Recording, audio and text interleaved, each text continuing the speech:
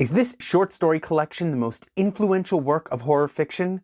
I'm Vince, welcome to Dread Alert. If you like horror, like this video and be sure to give us a follow for more horror content. Today we're talking about Robert W. Chambers' The King in Yellow, a series of short stories based on a play which doesn't exist, and even inspired things like The Evil Dead.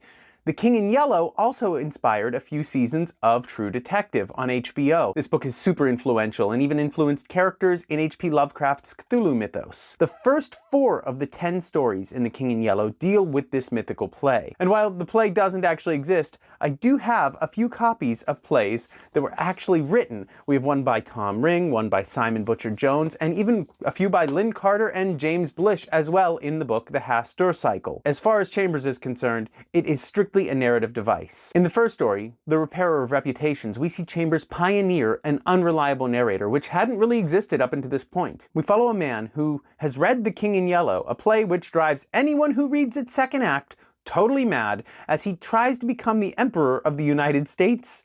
This was written in 1895, like I mentioned, and it is set in the 1920s, so it was a future as far as Chambers was concerned, and a pretty bleak future at that. We also have The Mask, which follows a love triangle and a scientist who's created a formula which will turn any living material into marble. I like that one a lot. In The Court of the Dragon follows a man in church who's being hunted by a demonic organ player. Very creepy vibes in this one. And then there's The Yellow Sign, which is, if you're asking me, probably my favorite of the 4, which follows an artist and his young model who both read The King in Yellow to devastating results. Now, the rest of the stories in the collection are fairly romantic in nature. There's one that involves time travel and falconry, which is loosely related to The King in Yellow. There's a collection of poems, which are thematically related to The King in Yellow. And then there are 4 purely romantic stories, which is where Chambers spent most of the rest of his career. I can't recommend this highly enough. You can see the bones of what's to follow. And Chambers was inspired by folks too. He was inspired by Ambrose Bierce with a lot of the names and some of the themes,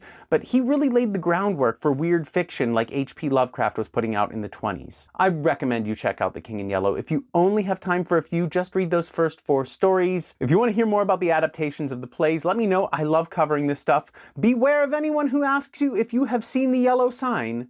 And as always, stay spooky, my friends.